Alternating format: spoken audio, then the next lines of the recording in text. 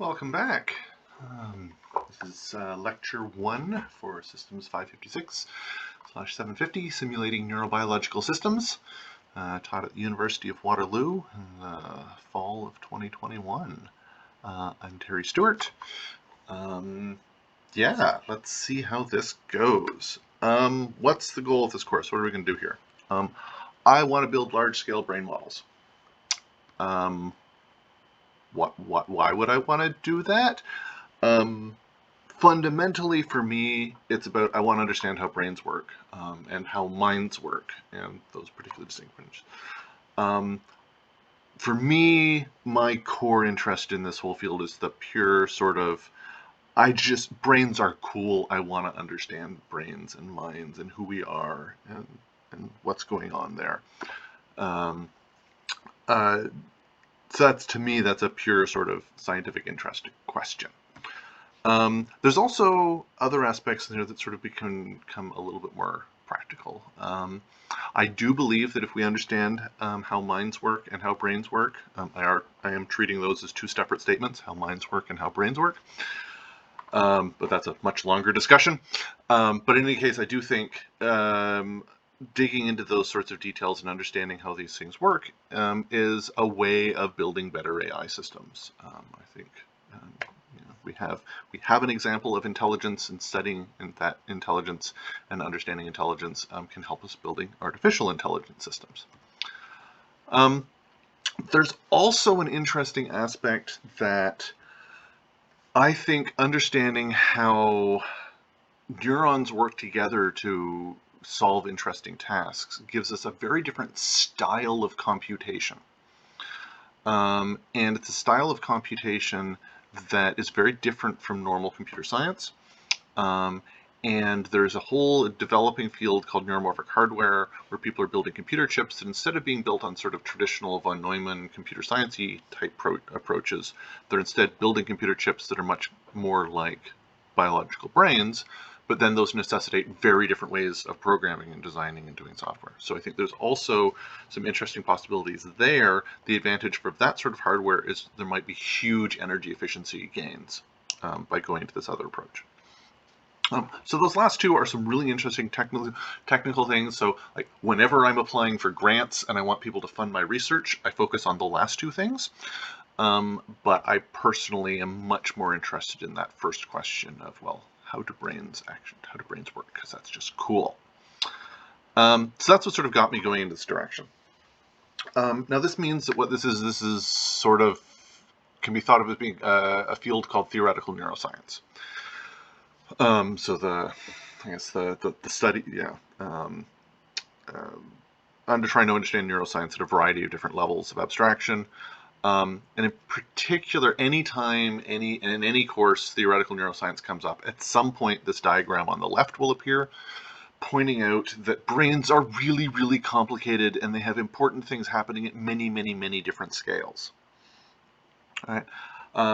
And so if you're studying a brain, there's lots and lots of different just like physical scales here. Like, are you talking about things on the order of nanometers? Are you talking about things on the order of centimeters or meters?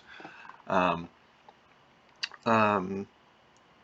there's many different sort of physical scales. At those different scales, there's different sort of components that are important. So individual molecules, whole neurons, networks of neurons, areas of brains that seem to be doing mapping, whole brain systems, and the entire central nervous system up here.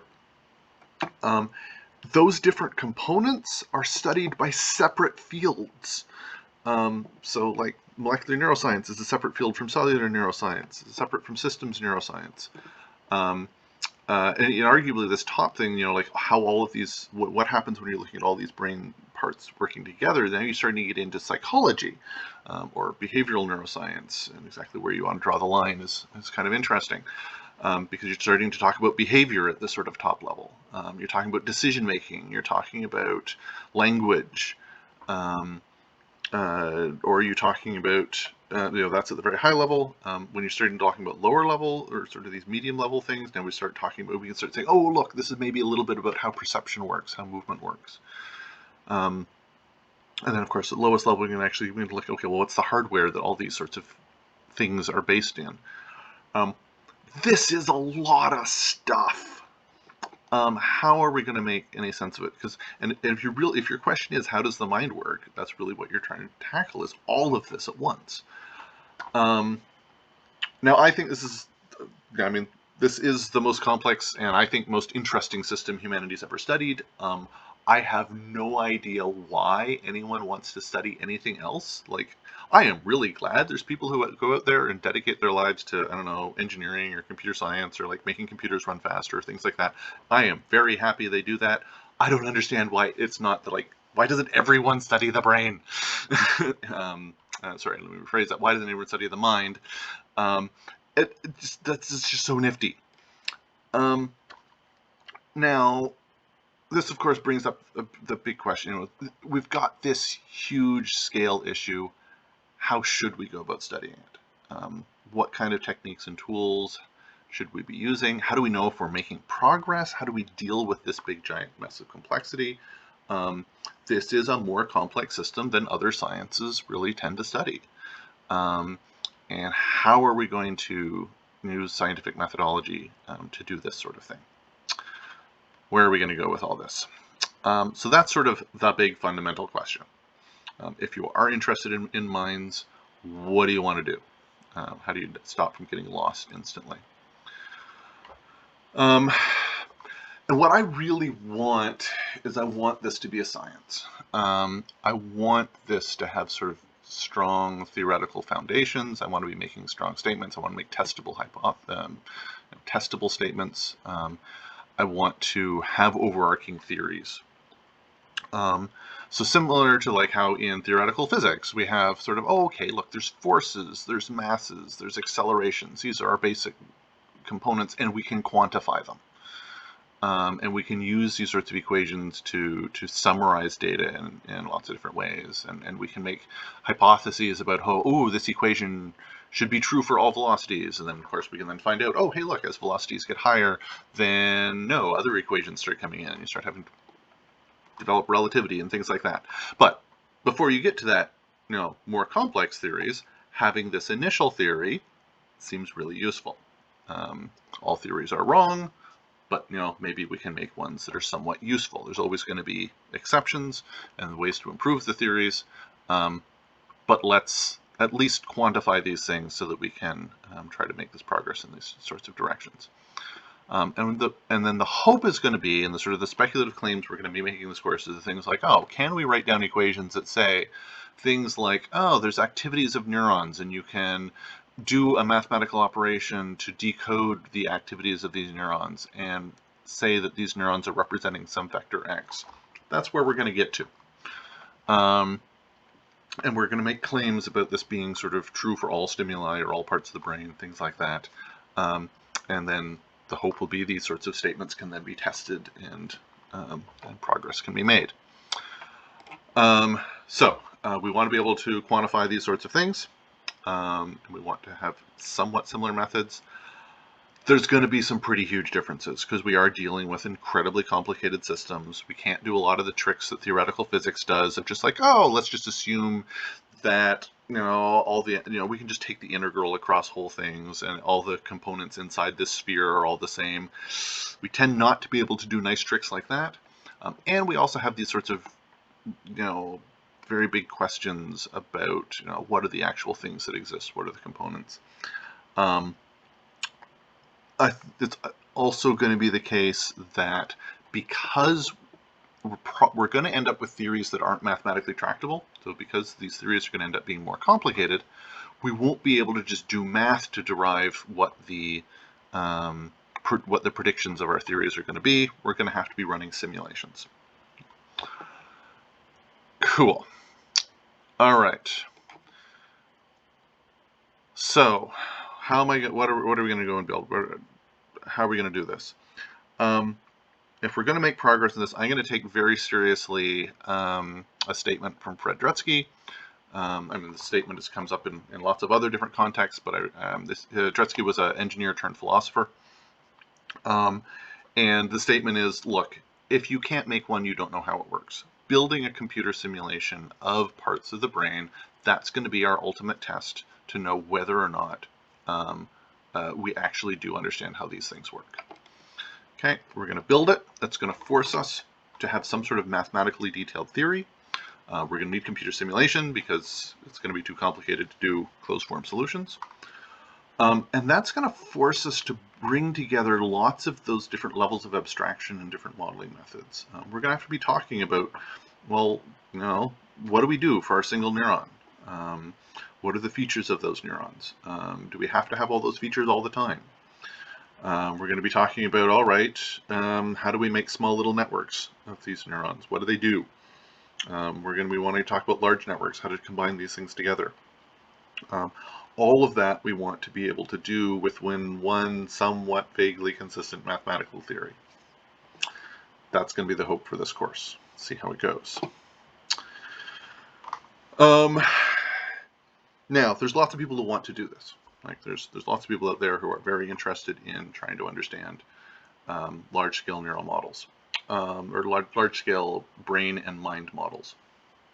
And so I want to sort of contrast what we're going to do with some of the other approaches that are out there. So one really common one is the sort of this bottom-up approach of like, look, let's gather a whole bunch of low-level data about how individual neurons or individual synapses, or pick some sort of low-level detail, do that, simulate that on fairly specialized computers, go build up these big simulations.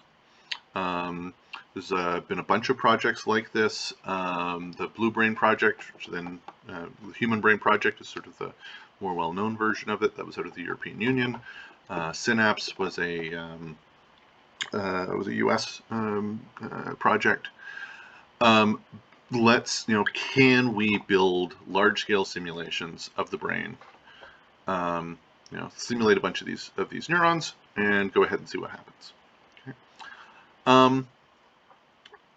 And that's been extremely successful in that they built very, very cool hardware that lets you actually run these simulations and build these models. We'll talk about this a little bit more later, but one big problem is going to be that it's really hard when you start at this bottom level to connect things up to the actual functions, and so it's really hard to evaluate whether or not the system is actually doing anything. Some people doing this sort of research are just sort of saying, well, look, if we build a simulation big enough, eventually intelligence will emerge out of that. I'm a little bit more skeptical on that sort of idea. But incredibly important to be able to all these sorts of technical challenges of, okay, well, getting that low-level detail of a neuron, building these simulations, really understanding what is the physics going on at the synapses and the molecular level, and showing that when we simulate that, we do get the same behavior as individual real biological neurons. That's incredibly cool. It's not quite what I want. I want a little more than that. All right. Another direction that people might go is, well, let's start at the top. Look, if you're interested in the mind, if you're interested in decision making or models of language or playing sports, let's build models at that level. All right. And then worry sort of later about how those models then would map onto the neurons in biology. Okay.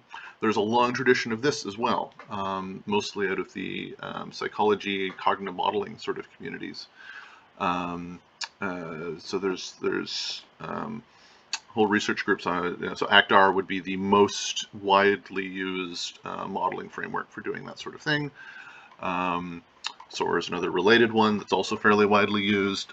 This is all about sort of specifying, okay, well, how do we build computer models that are sort of based on, okay, here's the sort of the set of things that this agent sort of believes, or we're sort of psychology, we're modeling. Here's the set of things that the person knows. Here's the set of sort of underlying rules that the person is applying, and let's see, we use that to sort of predict what sorts of behavior people will make. And there's, again, some really, really, really cool, important work coming to that, where there's some great data on how people learn things. There's wonderful models of students learning to do long division. And you can do this mathematical model, and then you can take a look at someone doing long division, and you can see the model and the person making the same mistakes, and you can use the model to figure out, okay, well, what are the steps in there that the person is not quite understanding? There's a whole bunch of educational tools that are based on that. Some friends of mine are some researchers in the Netherlands, where they've been using mathematical models of memory to build better memorization tools. All out of this sort of, let's do a mathematical description of this high-level stuff, and worry about connecting it down to the neural details later. Great successes in those directions. It's been a little tricky to do that, that connecting down to the neural data. So sometimes this is called a bridging law. So we're bridging from psychology to neuroscience. And it also means that when you're doing that high level sort of, oh, okay, I think this is how memory works, you're coming up with mathematical equations for how memory works at this high level, but when you're doing that, you're not bringing any sort of biological constraints when you're doing it. You're just sort of saying, well, here's the math that sort of seems to match behavior, and we're just going to find it that way rather than connecting it through the biology. Again, lots of people doing that. Great research. That's actually, so when I was doing my PhD, that was the sort of research that I was doing.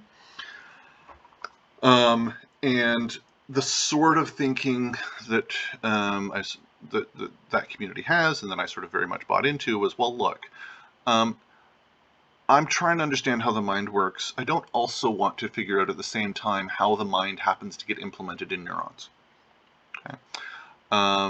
And maybe it's, maybe that's a very far away sort of thing. Maybe 100 years from now, maybe people will sort that out. For now, let's figure out the mind without figuring out the implementation as well.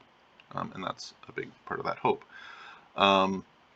One other way of sort of phrasing that is, well, look, if you want to understand how your word processor works, you don't worry about transistors at that time. Like, you want to understand the program. You don't care about the compiler. You don't care about the assembly language. You don't care about exactly how that particular processor that it's running on was implemented in transistors.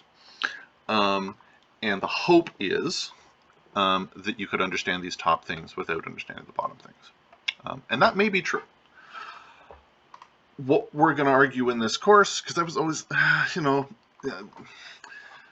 it worries me if we, it's, I'm going to walk that back. It doesn't really worry me. I think it is great that people are focusing just at that top level. I want to try also, I think there's an opportunity, and I think given the stuff that we're going to talk about in this course, there is an opportunity to identify some of these bridging laws and allow us to start saying, well, how do these low-level details impact the high-level aspects? Okay, and I think biological systems are going to be ones where these low-level things do impact the high-level things, much more so than in the sort of the computer science metaphor. We're thinking about, well, the details of a transistor don't impact the word processor, but the reason that that doesn't happen is we very specifically designed all of our computer chips such that these low-level details do not impact the higher-level things, right? That's the whole point of having, we have programming languages now that like do exactly the same thing on different hardware. We've specifically designed computer science systems to have that good abstraction. And I think there's some interesting arguments that the trade-off we're making when we do that is a huge loss in energy efficiency. And biology can't afford to make that trade-off. And so biology is going to be, I think, a system where these low-level details are going to impact these high-level things. That's a very controversial statement I just made there. Will probably come up, it'll maybe come up again later in the course. But I want to have a hope that we can merge these things and bridge these things. And I think the work that we're going to show here is going to show at least one possible way that we can do that. Okay. So I want to be understanding the mind, but I want to do this in a way that takes the brain seriously. So that means I've got to understand some stuff about the brain. And as an engineer, because that's sort of how I came into all this stuff, I didn't take very many courses on the brain. And so what I do want to make sure is that we do a bit of a whirlwind overview of important things to know about the brain, because it's kind of complicated and weird. Okay. I'm not in this course going to be focusing on naming and brain parts. Some names will come up, but we are not going to be memorizing that this is the posterior center, like this. We're not going to be memorizing these different parts. But I do want to make sure that we've got some basic ideas out there. So the brain, about 2 kilograms, uses about 20 watts, about a quarter of your body's total power consumption is going to your brain. If you take the brain and sort of flatten it out, and we get sort of a surface area argument, about 4 pieces of paper. What's in it? Somewhere around 100 billion neurons, and number of synapses, so that the synapses are the connections between neurons, somewhere around 100 trillion. Those are very big numbers. All right. Okay, so lots of things to try to understand. I'm now going to show a quick video of an actual brain. If you're squeamish, look away for a little bit. Yeah, well, anyway, let's... brains, I mean, I think it's important to get a sense of what a brain is. Yeah, again, if squeamish, look away for about a minute. All right. So what are we going to be showing here? This is, we're just going to skip ahead in this video a little bit. This is a brain. It's gushy. It's soft. This is a very fresh brain that has not been treated in any way. Most of the time when you see anatomical pictures of brains, it's been hardened or encased or something like that. This is a actual sort of, that's what's going on there. It's gushy. You can see that it's sort of soft. This is why, don't get hit in the head. It's kind of soft, and this is why we have a pretty hard skull. So that's the thing that is being a person and doing a heck of a lot of computation. That's the thing we're trying to understand in this course. All right, that's quite enough of that. Anyone who looked, whoops, there we are. Okay, it's now gone. If you were looking away, good. So that's the physical thing. People have slowly sort of, analyzing it and looking into it, and people have sort of identified what are the basic components that are making this up. As I said, 100 billion neurons. What's a neuron? So first of all, I definitely want to highlight there's hundreds to thousands of distinct types of neurons, and we sort of distinguish them just by just like their gross anatomical shape, and what sorts of things they respond to. So, the individual neurons are pretty widely differing in sizes, from hundreds of micrometers up to, you can have 5-meter long neurons. Those, I believe, those are mostly found in the giraffe neck. But what they have in common, there's generally a cell body.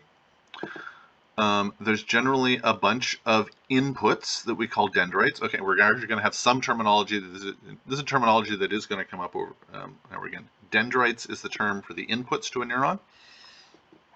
The cell body, or soma, is the sort of the central part of a neuron. The idea is all of these inputs are going to get merged together in the central body, and then at some point the neuron is going to become active. It's going to spike. It's going to produce an output.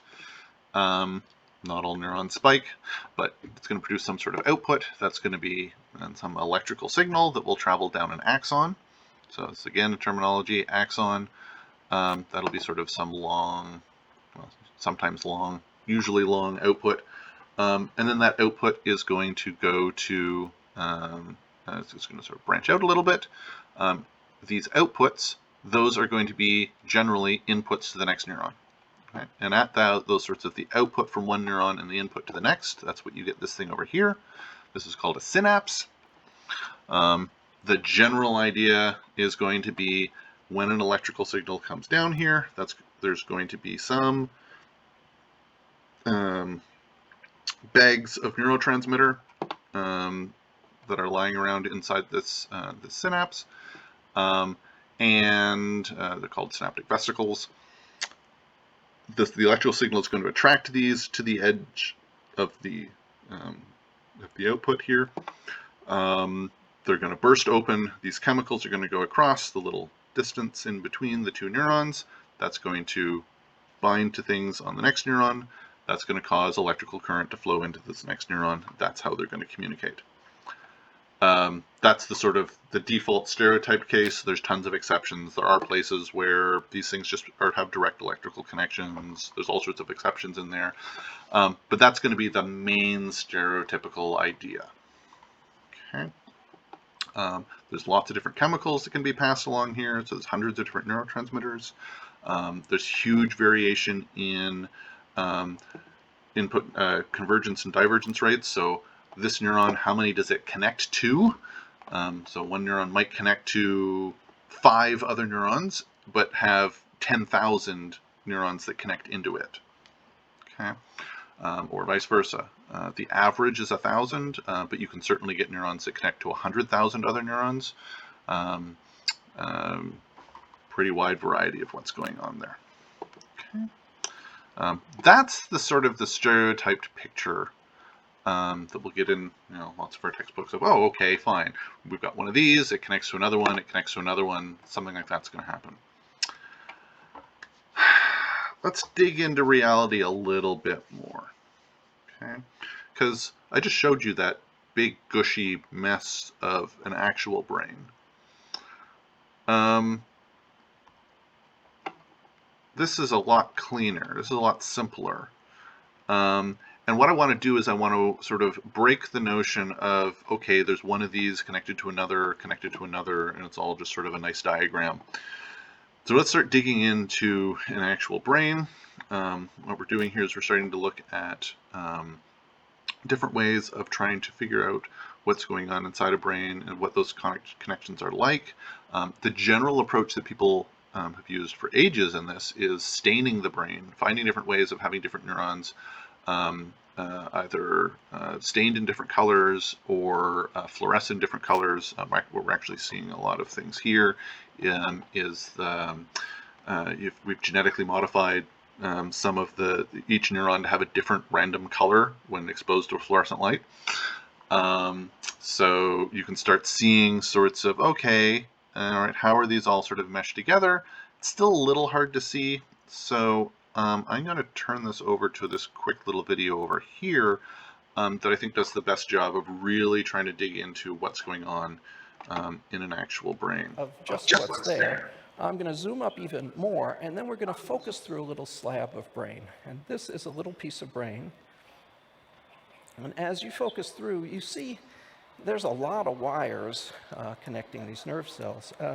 In fact, there's so many that even in the thinnest section that we can focus on, there are many wires overlapping, and we can't actually decipher them.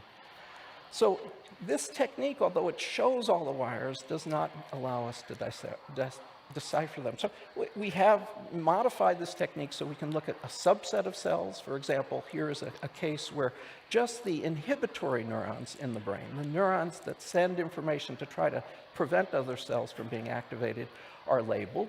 And now the density is low enough that I think you can say, yeah, I could probably trace out most of these connections. Those big dark objects that seem to have no labels in them, those are the cell bodies of big neurons that are encapsulated by inhibitory cells all around them. But we really do want to see all the connections, and we had to go a step further. And one way to do this was to build a contraption that looks a lot like a film projector, and you'll see there are certain analogies to it. And this is just an automatic collection of very thin sections of the brain. This is a tape drive, and the action is up here in this region boxed in there. I'm going to zoom up on that. And there's a little piece of tissue, a plasticized piece of brain in that dark area that's been stained, and it's in a hard plastic block.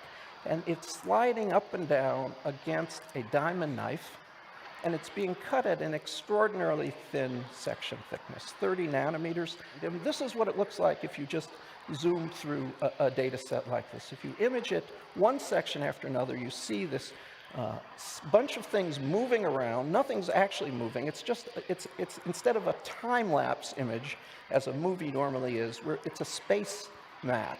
As we go from one section to another, we're looking at these processes that go into the screen. Remarkable big myelinated axons, those black outlined objects, nerve cells, the big large objects, dendrites moving around.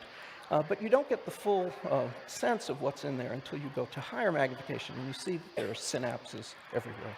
Now, the ultimate goal of something like this is to trace every one of these wires, and any child, if we gave a 5-year-old a book, a coloring book with 5,000 pictures like this, and a bunch of crayons, and said, just color in each object the same color from section after section, they could do what we want.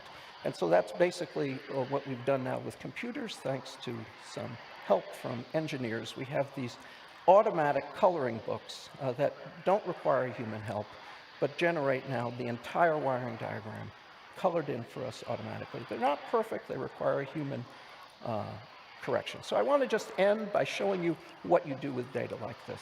So here's a bunch of cells in the cortex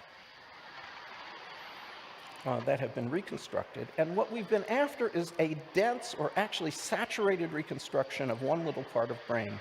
This is not dense, this is still sparse, but you'll see in here there's one little area where we figured out every single element, and that's that little cylinder around that dendrite. That's 600 cubic microns, and we know everything about that little data set. Now, that may seem like a very trivial thing, because the whole brain is like that, but I'll give you a sense of what's in there by just showing you what's in there. There are 600 axons, 40 different dendrites, and 500 synapses in that infinitesimally small little piece of brain. It's amazing and depressing. There's lots of interesting stuff. You can see dendrites where axons are growing up along the dendrites. And because I work at an undergraduate campus where students want to go to graduate school and are willing to do anything for a letter of recommendation, we've asked students to count and itemize every single synaptic vesicle in every synapse. And I just end with a picture to show you that. And so this is not a artist's rendering. This is actual data. Those little yellow dots you see in these nerve terminals are the synaptic are the synaptic vesicles. There's a remarkably complicated arrangement here. I'll just give you one last movie of this. And just say that, eventually this will be the kind of information that should give us some idea of how information, like bicycle riding, is stored in the brain. Give us some information about the way diseases of the brain look. We'll have some physical underpinnings. And lastly, it should give us a hefty dose of humility, because this brain is a lot more subtle, a lot more complicated, a lot more exquisite than, frankly, most of the mundane things we use our brains for in everyday life. So thank you very much.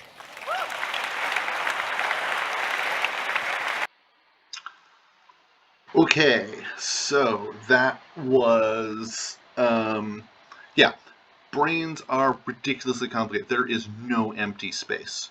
Everything is crammed together.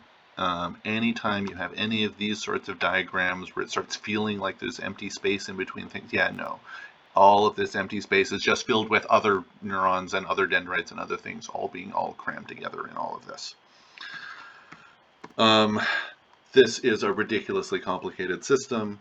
I can totally understand why some people just say, look, let's not worry about the neural level details. Let's just understand the mind on its own. But lots of people also want to understand how brains work. So there's a whole bunch of different techniques that people have used. Just to want to give people a quick sense of what's out there. We have fMRI. Anytime anyone has these pictures of, ooh, here's the parts of the brain that light up when people are doing different tasks. So when I look at faces, this part of the brain lights up. Well, hold on, what's that mean? What it means, what fMRI is measuring, is changes in blood oxygenation. How much oxygen is in the blood at that point in the brain. And the idea is, if the amount of oxygen is low, that means the neurons are using up that oxygen. That means the neurons are being more active. Or at least something is using energy at that part of the brain. Whether or not that's the neurons in that part of the brain being more active or something else. At any part, there is more energy consumption happening at those points and less energy consumption happening at other points. All right? And that's the sort of thing that we can measure.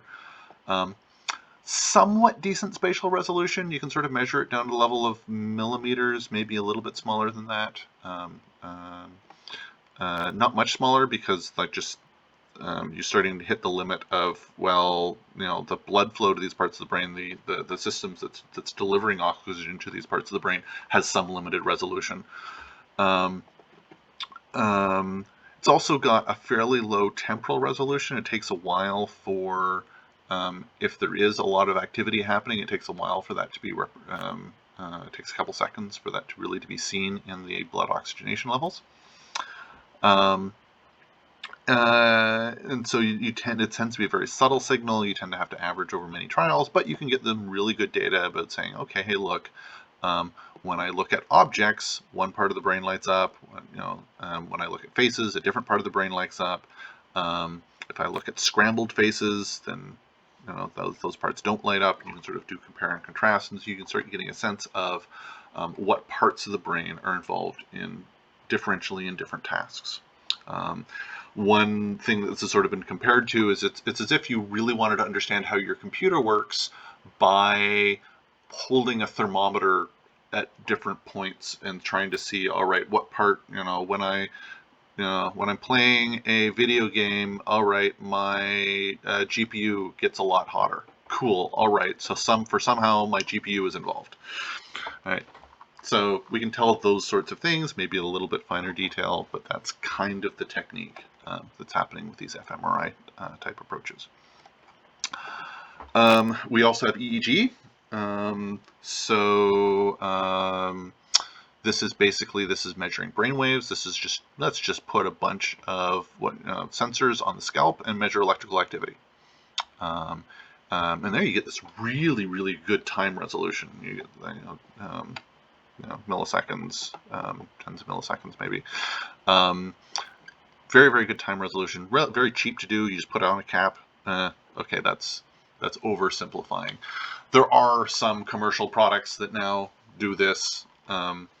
If you want to do it right, and if you want to do this many measurements and do it well, it definitely does take some skill to actually get these this many electrodes actually having good contact. But certainly a lot cheaper than a giant fMRI machine. It's got some interesting artifacts in that we've got these electrical signals. You can get swamped by things like, oh, when you move your eyes, that's also going to generate an electrical signal. And like, oh, okay, I don't want that electrical signal. I want an electrical signal generated by the brain. But you get some very, very interesting recordings. So what we're seeing here is the electrical activity at various different points. And by looking at, if the same electrical activity is happening and you're saying, okay, you've got measurements at different points in the scalp, you can sort of back derive, okay, where inside the brain might be the source of that activity. But it's still a pretty low spatial resolution when you sort of do that sort of thing. You can sort of pinpoint general areas, but that's it. Cool. Okay, and again, what you're actually measuring there is you're measuring sort of the gross electrical activity caused by the individual neurons having activity inside the brain.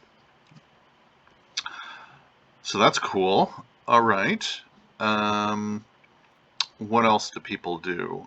Lesion studies are another big giant thing that people do a lot of. Generally, it's frowned upon. They don't let you go in and actually damage parts of the brain.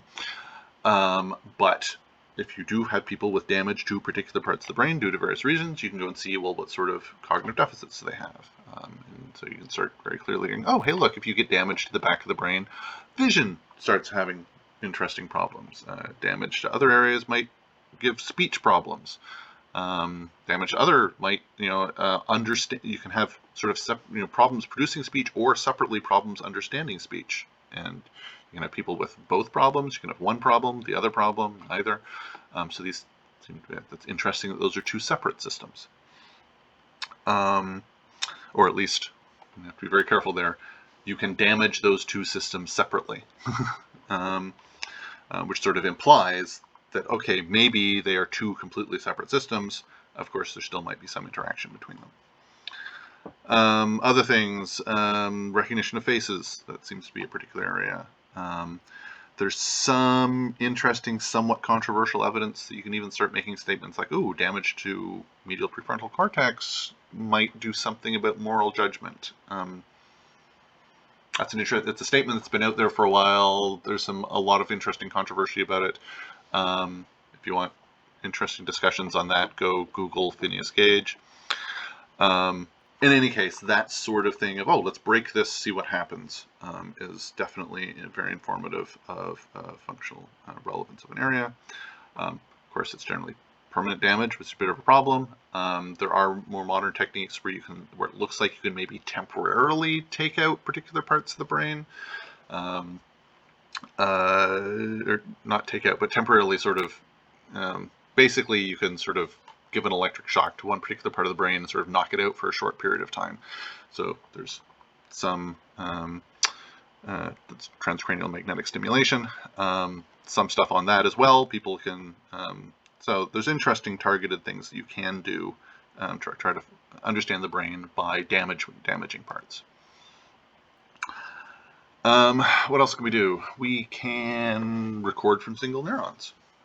They're electrical signals. Let's just drop a wire into a brain, put it near one particular cell, record the neural activity, and then you can do things like, I don't know, put the brain in different states, show people different pictures, see how the neurons respond. So that's kind of cool. That gives you really, really high temporal resolution. So, I mean, you're literally just directly measuring an electrical signal. Very, very, very specific. So you're measuring, okay, what is this one particular neuron doing? None of the stuff we've seen mentioned so far is talking about one individual neuron. But this gets us right down to the individual neuron level.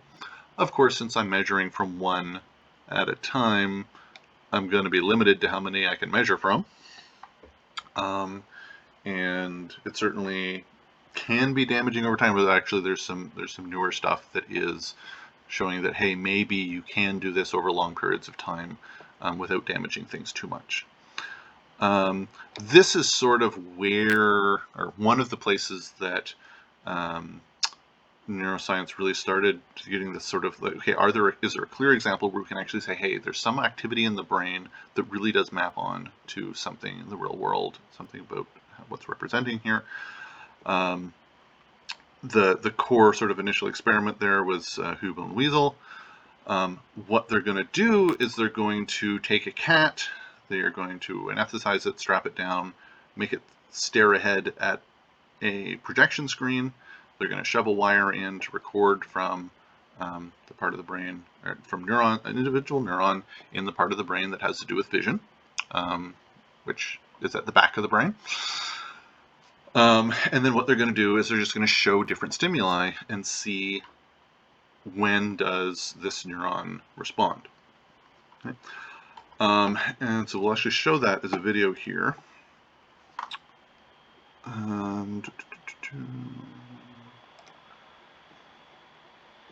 There. I might jump ahead a little bit. Oh no, I think we're going to get it right there. So, what we're doing here, so what you're seeing, the screen, what you're hearing in the background there, hopefully people can hear it, there should be a little bit of a clicking.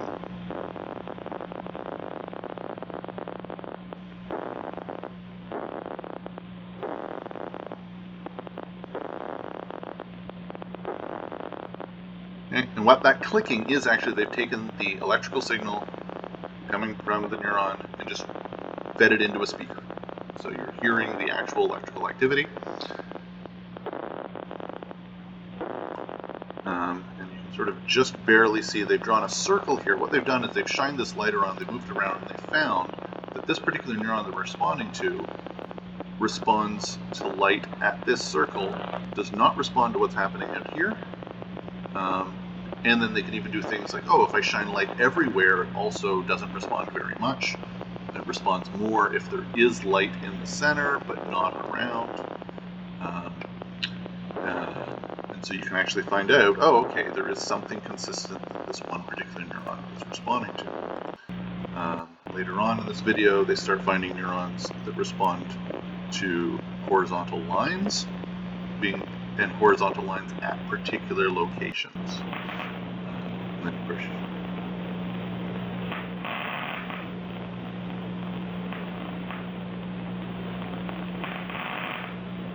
This is their technique for trying to figure out, okay, well the neuron is responding in these locations, it's not responding in those locations.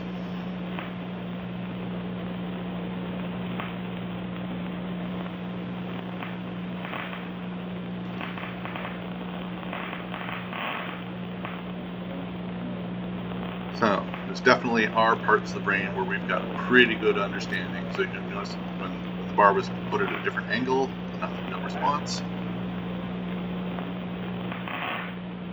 Put it at this angle, you start getting good responses.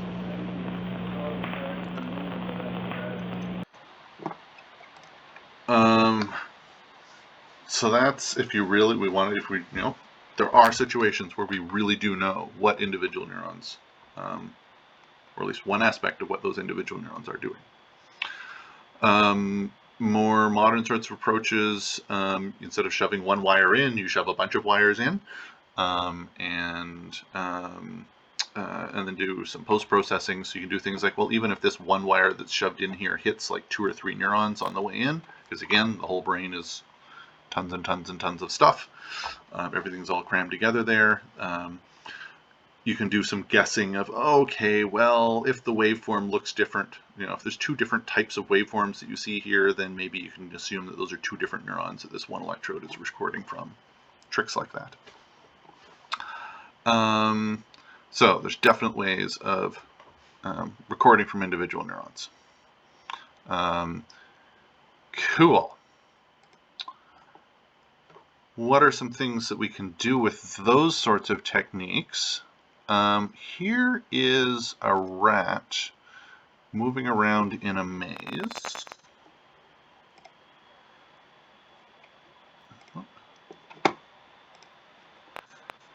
And recording from many neurons. And the squares that we're drawing here, what we're going to be doing is we're going to see where the rat is when that neuron spikes, when that neuron makes that little clicky sound, and when that neuron becomes active.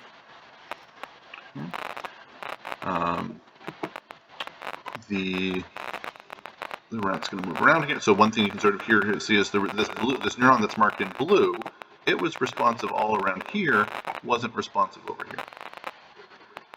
Okay, this neuron is telling us something about location.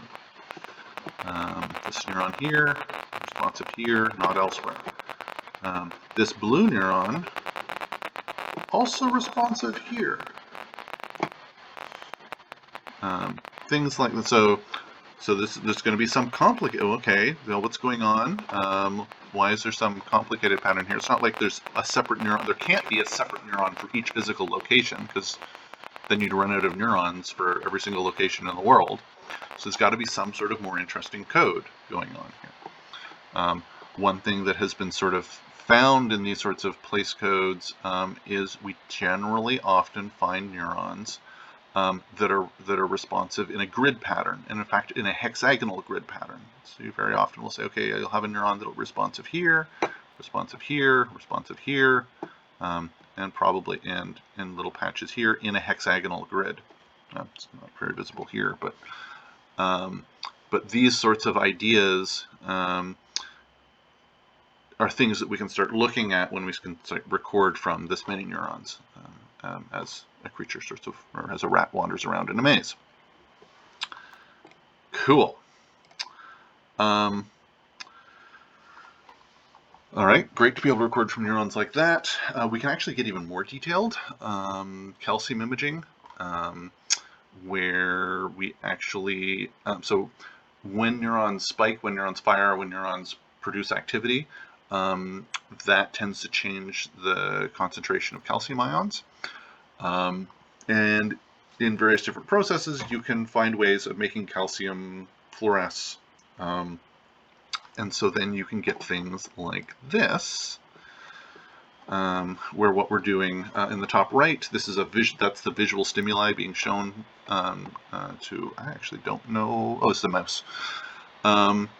And what you're seeing here, these things, are the individual neurons, and what you're seeing is the activity of those neurons because of the fact that we've made, when a neuron is active, it's changing its calcium levels, and we have, oops, let's try that again, and we've modified the mouse such that in the presence of calcium, we get a little bit of fluorescence. Right? So then you can actively see, instead of just recording from the electrical voltage from 100 different points across this area, we're sort of effectively recording the activity level across this whole thing just by pointing a camera at it. So that gives us a much more detailed view on it. Of course, you have to be able to point a camera at it. So that's great. And in fact, so that's sort of seeing, okay, hey, when certain things are happening, these particular neurons are active. That's great information to have. Turns out we can also do the other way around. We can also say, all right, let's modify the neuron such that when I shine light on it, the neuron becomes active. Now, this is the first of these sorts of techniques where we're actually sort of actively changing the behavior of the brain.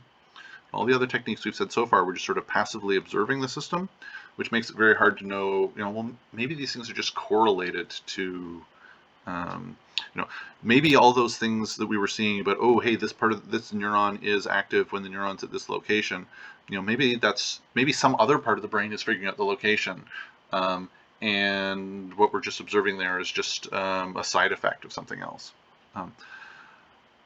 In order to really show that that part of the brain is causally related to something, we need to be able to sort of actively stimulate something and cause a neuron to fire and see how the behavior changes. Right? So that's also something people can do. So this particular mouse, there is a very, very thin wire coming down here, optical. You see with a little blue light. All right. Yeah, we've stimulated one neuron, and maybe a couple neurons, so the neurons exposed to that light, and its behavior has kind of changed. Oh, and then we turn the light off, and it just sort of sits around again. Okay, kind of cool. So we can actually start doing an active process of sort of saying, cool, let's stimulate a particular neuron, see how the behavior changes. All right, that was a huge whirlwind of weird stuff. Tons more I could talk about. We could easily do whole courses. We could do whole careers just talking about all of those sorts of things that people are doing to try to measure things about the brain and understand those sorts of aspects. There's tons of those sorts of details out there, and there's tons and tons and tons of data about cool, all right, in this part of the, in this particular area of the brain, we get these sorts of neurons, and they have these sorts of behaviors, and they respond to input in these sorts of ways. Great data. What's a little bit harder to do is, well, what conclusion do we make out of that data? And sometimes it's just sort of my conclusion is, oh, hey, cool. Well, I've discovered that in that part of the brain, there's this proportion of this particular type of neuron. But that doesn't, I think, that's a useful step in the direction of trying to understand how the mind works and how the brain works. But it's hard to know really how to connect that. So it's hard to get a big picture. How do I generalize from this data? This is the core question of theoretical neuroscience. We need some sort of way of connecting these details. We need some sort of unifying theory. There's a sort of a common phrase due to Churchland and Sanowski in this particular book that neuroscience is data rich and theory poor. Although actually when they say that in this book, they point out that arguably it's not even data rich, because yeah, there's tons of things that we can measure about the brain, but there's also tons of things that we can't. So yeah, so there is this general quest for looking for underlying theories, and that's what we're going to be attempting to do in this course, because we need that sort of thing in order to really build these things. I want to do to neuroscience what Newton did to physics. I want to, let's quantify this, let's systematize this, let's try to build things. Unlike what Newton did to physics, we're not going to be able to do the math. We're not going to be able to do any sort of analytics sort of stuff. We're going to need to have computer simulations of these systems, and the hope will be we can use that to connect various levels, connect these various levels and connect these low level details to the high level behavior. How are we going to do that? All of those details I just talked about that neuroscientists have measured about parts of the brain, we have some really good ideas about how individual neurons work. And this is very well established out there, starting all the way back with like the simplest early simulations of a neuron. It's like, look, there's stuff going on in a neuron. It is electrical signals. You can model this as resistors and capacitors. And you can get a pretty darn good match to various different behaviors. You want to go into more detail because the neurons do have these really weird, bizarre shapes. Cool. All right. Do resistors and capacitors in a big sort of in a big compartmental model. So you have individual components that are resistors and capacitors. Connect them with resistors. Let electricity flow through that model. You can get a really good model of how an individual neuron works. Okay. And indeed, the Blue Brain Project and the Human Brain Project that I mentioned before did some amazing work. But data on its own is so each of these things that's being passed in here, they have measured an individual real neurons from real brains. They've gone ahead and simulated them using basically the resistors and capacitors equations that I was just showing there with a heck of a lot more nuanced detail. And they sort of shown that this one the simulation of a neuron matches incredibly well to the behavior of a real neuron. And then they've taken tens of thousands of these and put them in a big computer simulation, and put all of those neurons in one big computer simulation and let it run. And that works. It's not quite clear what that, so it's certainly like you can run those simulations now. Of that order, 10,000, maybe 1 million neurons at that sort of really, really, really detailed level. Cool. You can even go farther than that. You can go to if you're willing to sacrifice the level of accuracy of the details of those neurons, and you want to go up to billions of neurons, you can do that. And so they have a very, very simple model of individual neurons, basically one resistor and one capacitor, connect them up in ways that are vaguely statistically like how the real brain is connected up. And you can run a simulation, if you have a big enough computer, well, a big enough supercomputer, you can run these simulations at the full scale. At full scale of human brain. If you have a big enough computer, you can do that. But there's a bit of a controversy here.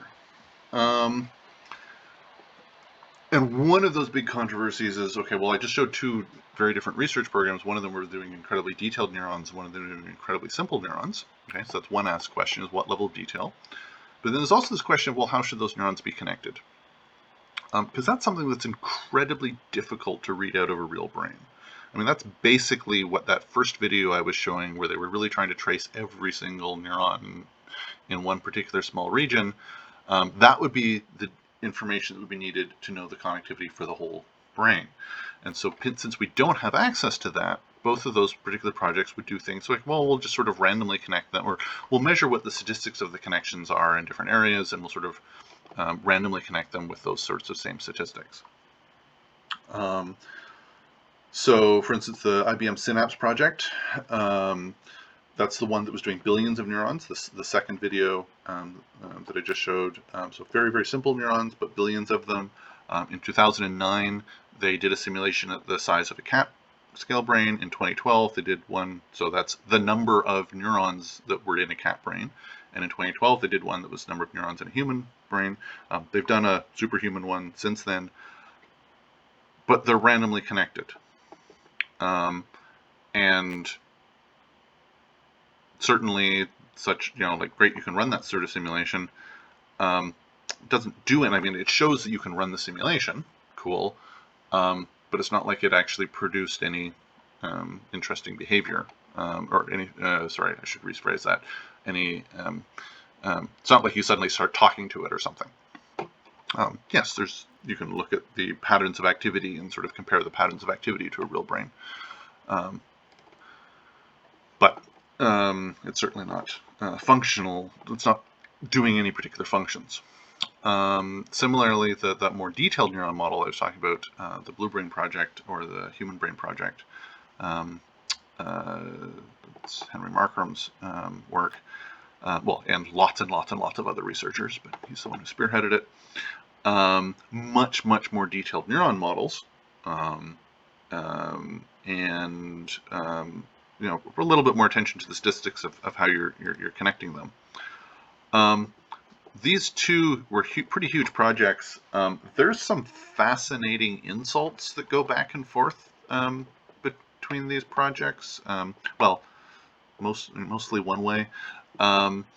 If you're ever interested in reading something about scientists insulting each other, this cat fight brews over cat brain. When this cat scale brain simulation data came out, there's this incredibly long rant from the Blue Brain people about this. Basically making the point of, look, these people chose a very, very simple neuron model, and Markram thinks you need a more complex one. I want to take a step back from that. I want to say, well, how much detail is enough? I do think there's some interesting evidence that, like Markram picked a particular level of detail. He didn't include quantum physics in his model, or not detailed quantum physics in his particular models of the brain. Now, he did make some very strong arguments. We're saying, hey, well, look, if you tried to include more detail, there aren't any ways that people could come up with where you could get an improved match to the biology. So I think there's reasons to believe that you can't. There's no reason to go to more detail than what he did. But I'm also not convinced that you need all of that detail. I'm really interested in the question, well, how could we know if we've added in enough detail? I don't want to just make an explicit statement of, okay, cool, you always need to have all of this level of detail. That seems pretty artificial to me. The way I avoid this yelling back and forth of, oh, I need more detail, is I want some different constraint. I want something else to tell me if I've got enough detail. And to me, that big thing that both of these two projects are mentioning, both those giant simulations, which were great technical details, neither of them produced behavior.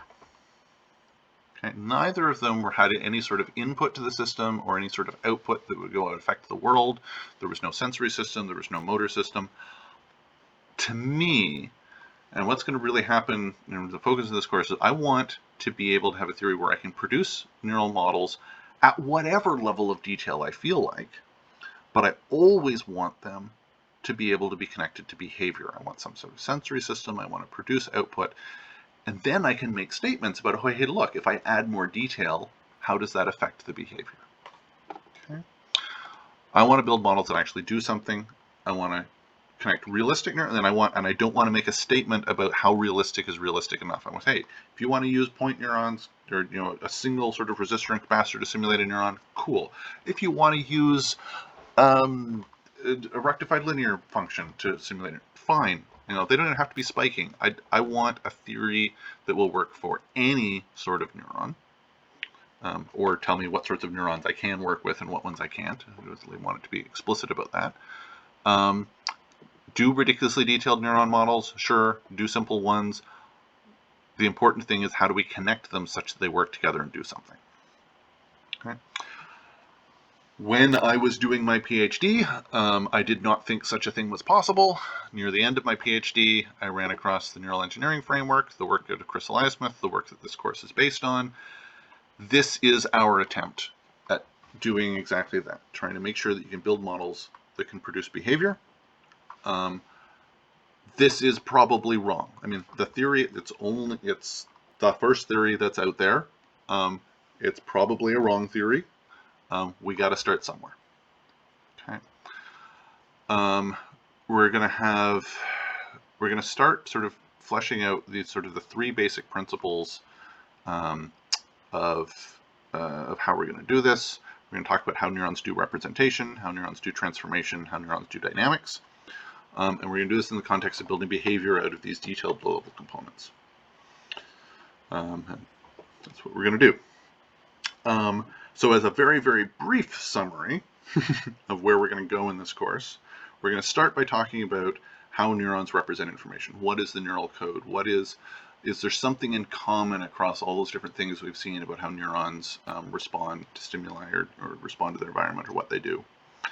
So what is we're going to have some sort of mapping between a value being represented and the activity of a group of neurons. All right? And the punchline out of that is going to be that, even when we look across, so here, for instance, is the activity of a neuron as you, so it's one particular neuron, and as you rotate a particular signal, you get different levels of activity of that neuron.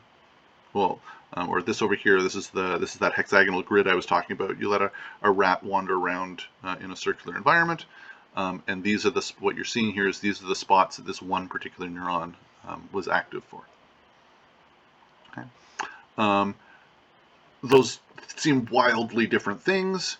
What we're going to end up saying is that we can think of every group of neurons as being thought of as representing a vector in sort of the mathematical sense, and we're going to have some sort of explicit way of mapping between that vector and the activity of the neuron and vice versa. Okay. So that's what we're going to end up with, trying to figure out that neurons represent things. We're also going to talk about transformation. So that is, if I have one group of neurons that represents one thing and another group of neurons that represents something else, well, connections between those groups of neurons, we can now start thinking of them as computing functions on those vectors. So y is going to be some function of x.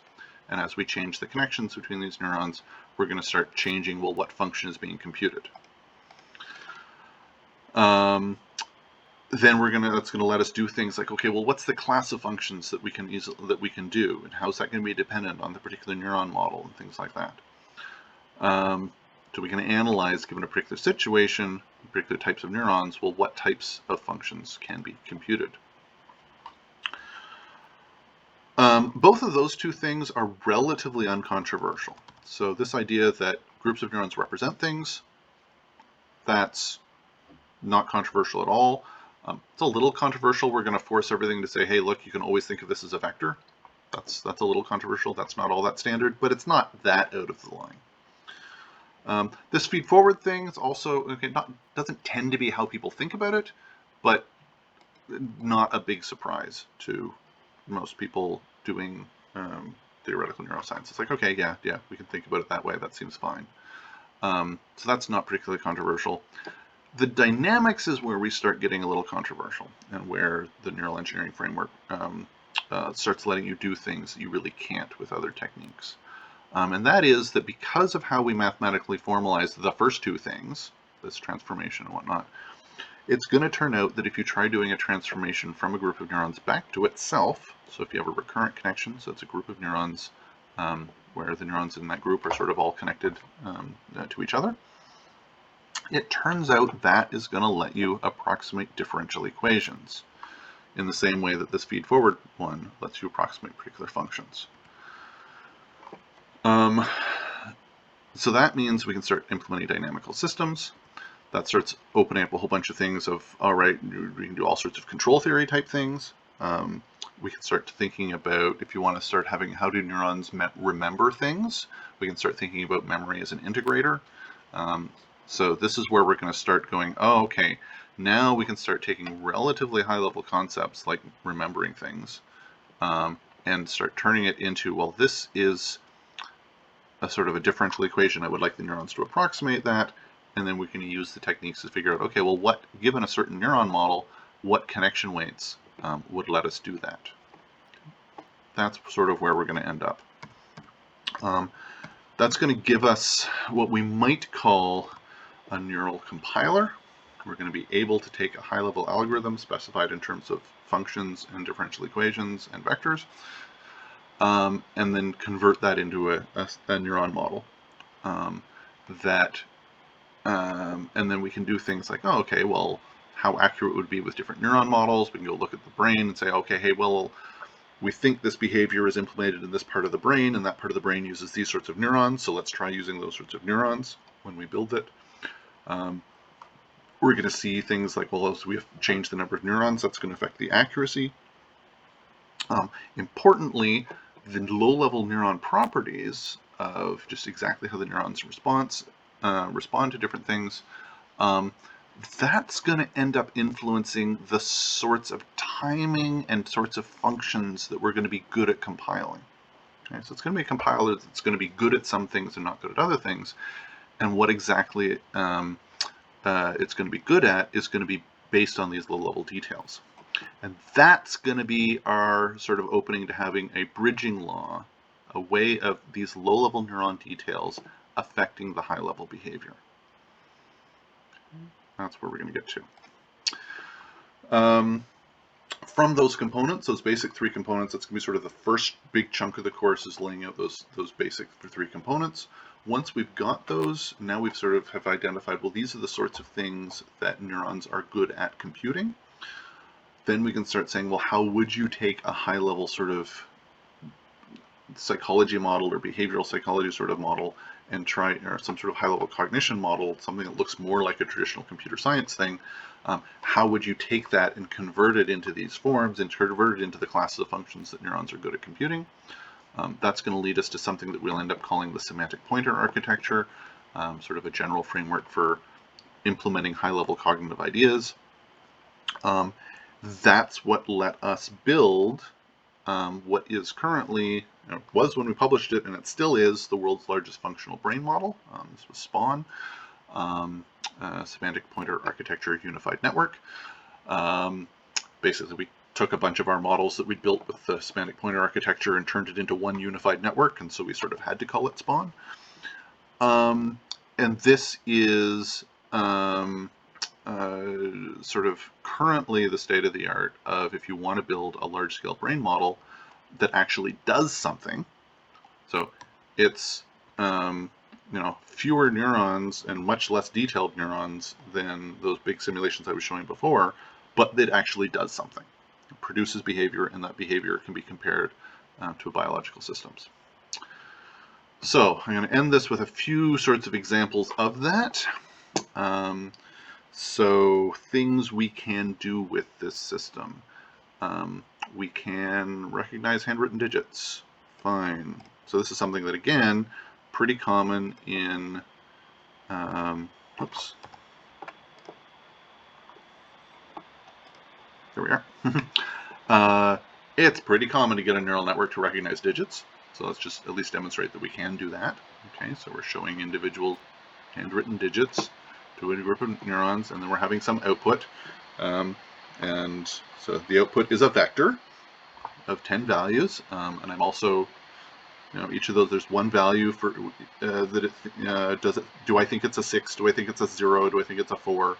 I'm plotting that same information over here, but in a more easily visible way. Just sort of saying, oh, right now it's pretty sure that's a 2. It's kind of sure that's a 0. That's a 7. Right? So fine. We can do those sorts of typical things that everyone thinks neural networks should do. That's fine. We can do fancier image recognition.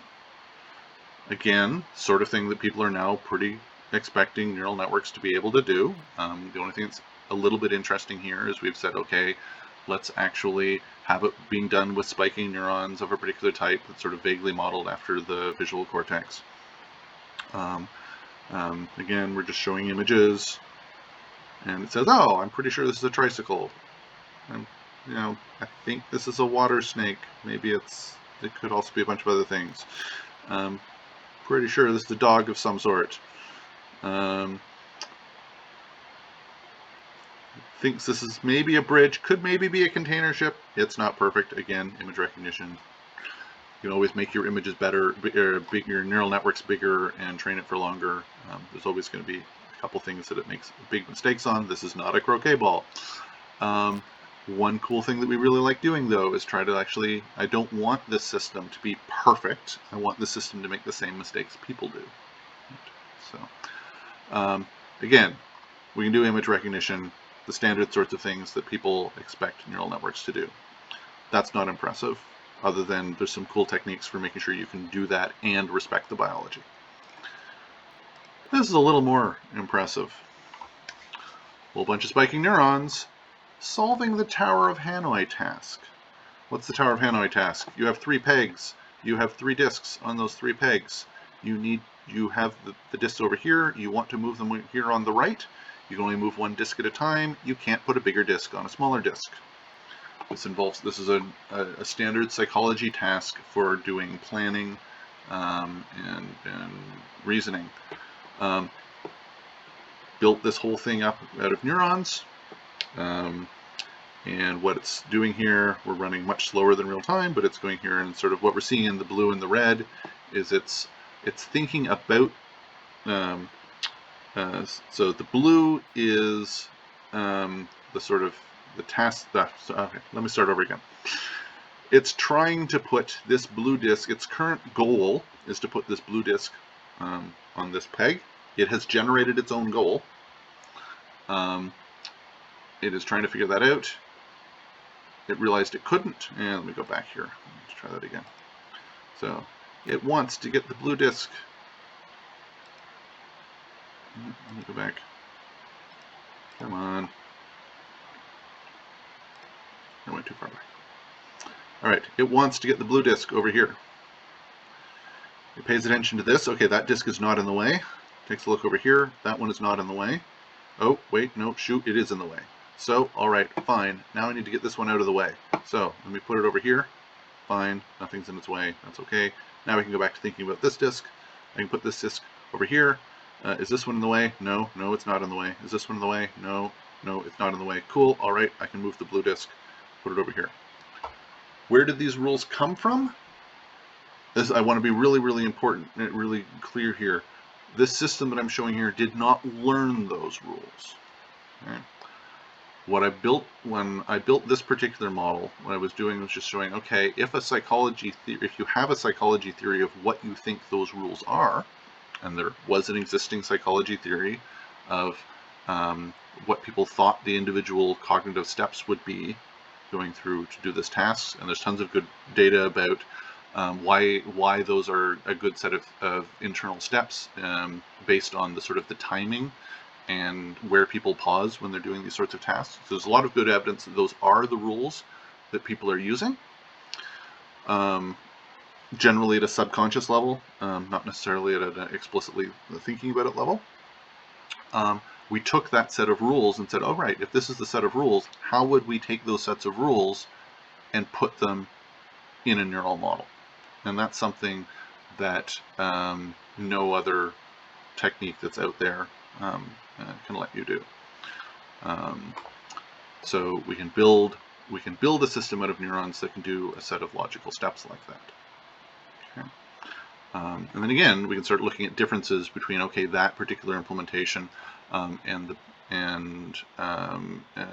pure mathematical implementation that had been around before. And you can also look at because if you take those rules and you implement it in neurons, you don't get exactly the rules that you wanted. You're going to get something slightly different. And then we can also take a look at, okay, how well does that match onto human behavior? And that's the research program. Other sorts of fun things we can do. So here, so those were sort of basic components to build up to the spawn model. We're now actually showing the spawn model. So this is 2.5 million spiking neurons. And in particular, what we are being careful to show here is we're modeling.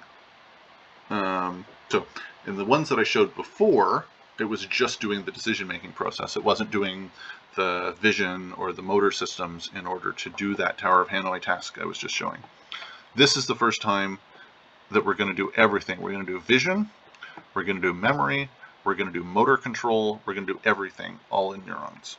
Right? That was the big advance of Spawn, is saying, let's take all of these different components, unify them into one large framework, and have it do different tasks. This particular task is, let's go back a little bit, is we're going to show it a number, we're going to show it a question mark, it has to remember the number, it has to draw the number. Okay, I'm going to show it as, I'm going to show it a 2, and it drew the 2. Now, both of those were 2s. Did you notice that it drew different 2s? Okay. So it did more than just recognize the 2. Right, I'm showing it a 2 with a curvy loop. Right, so it draws a 2 with a curvy loop. I'm going to show it a 2 with a straight bottom. Show it a question mark. Again, it had to recognize it. It had to remember it. It had to do the motor control to move its arm to actually do that. All of those we need to build up. All of those steps we need to build up in one neural network framework. We can, of course, just recognize the digits. So, same neural network. We're giving a slightly different stimulus. So, at the very beginning of that, let me just show that again. We show it the letter A and then a 1. That's telling it what task to do. So, it also has to remember what task it's going to do. So you can say A1, and this task is, all right, I'm going to show you digit, just draw the digit. I don't care, like, don't do it in the same style, just draw the digit. It goes, oh, okay, fine, that was a 0. Right. Jump ahead a little bit, ask it to do a 1, and it should draw 1. Again, you just recognize digits, fine, simple tasks. Let's do something a little bit fancier. Let's do addition. So this is a task A4, and this task is, I'm going to show you one number, a 4, and then I'm going to show you another number, in this case a 3. I'm going to show you a question mark. Please add. It's going to go 4 plus 3. It's going to do it by counting, and then it's going to do it by 7. And one cool thing we can sort of see if I go back in time there, it saw the 4, it saw the 3, and if we take a look up here, it goes 4, 5, 6, it's silently internally counting and then drawing the 7. Okay. Again, since we're the ones who built the model, we can go ahead and look inside the brain. We can say, oh, hey, look, at this point in the task, these neurons are representing the number 3, these neurons are representing the number 4. Here we're starting to sort of count up 5, 6, 7, and then we're doing it. Okay. Again, I do want to stress it's not learning to do these tasks. What we've done here is we've said, all right, I have a theory about how I think this task is done, and I'm going to find a way of connecting neurons such that it will do this task. Okay. Cool. One final example. This is sort of the most complex thing that we got the system to do. And this is a pattern completion task. I'm going to show it a long pattern of just numbers, just for our sake. I'm going to also show the numbers down here so we can see what, and basically what we're asking to is fill in the blank. And what comes next? And it says 555. That's an interesting task. Okay, that is a very hard task. Oh, come on. Pause. Jump to here. Good. That is a very hard task. How do we do this pattern completion? This is a task that is very difficult to implement in normal computer science terms. There has been a history of psychology models trying to find how would you build a model that can do this task. That's been very difficult. In this case, it turned out that when we went through the hoops of taking this task and putting it into neurons, that turned out to change the task slightly into a form where it turned out there's a really nice simple algorithm for figuring out what comes next. And we would not have stumbled across this algorithm if we weren't forced to put it in terms of functions and differential equations and vectors. Okay. Which is an interesting statement about maybe the way that we think about computation in the mind and the brain might influence our theories about how to develop artificial intelligence or how to develop models of cognition. Okay. That's a little bit more speculative. I think there's probably other possible ways of doing things. Again, my strongest evidence for this particular model is, well, no one else has been able to build large brain models that can do functional tasks. So that's interesting. And I'm quite sure, I'm not totally convinced that we're doing it the right way, but we're at least doing it a way, and in a way that we can sort of quantify and test out and test hypotheses with. Cool.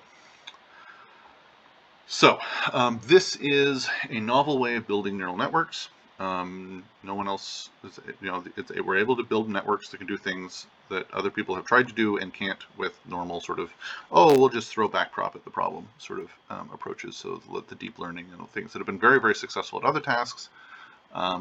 This is a very different way of building neural networks. Of course, you can combine the two approaches.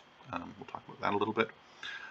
But this gives us new ways of testing theories of cognition. If you have ideas about how you think parts of the mind work, we can take those theories, convert them into brain models, run the brain models, compare them to new systems, compare them to the real system, see if well, the experimental data says that this is what the neurons behave like, and in simulation they work like this. And we're like, oh, hey, cool, all right, there's some similarities.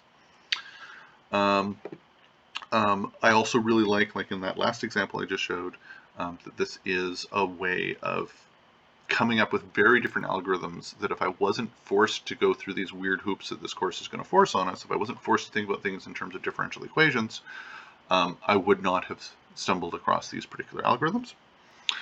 So I think that's kind of exciting. There are, in the long term, also, I think, interesting potential medical applications. I think those are, down the road, yes, I do believe that as we understand the brain and how it connects to the mind, there will eventually be potential medical applications. I tend not to stress that one much because I think there's still a lot of validation needed. But I also do think that sort of thinking about brains in this way, thinking about minds in this way, gives us very new ways of understanding the mind and who we are, and I think it very much complements the rest of the field and the other different approaches that are out there. And I'm looking forward to sharing all of this stuff with you in this course. All right, so that's all I have to say. Your homework for today, before the next class, get the textbook, read the first chapter. That's Neural Engineering, Chris Eliasmith and Charlie Anderson, 2003. And also to start preparing you for the assignments. Whatever computer you have access to, be able to run Jupyter Lab or Jupyter Notebook with Python 3. You'll need NumPy, SciPy, and Matplotlib. Anaconda is a Python, it's sort of a standard Python package that sort of, here's Python with everything all pre-installed. So that sort of thing will sort of set you up for the assignments, and we will go from there. Thank you very much, and we'll look forward to going on to the next lecture. Talk to you soon. Bye.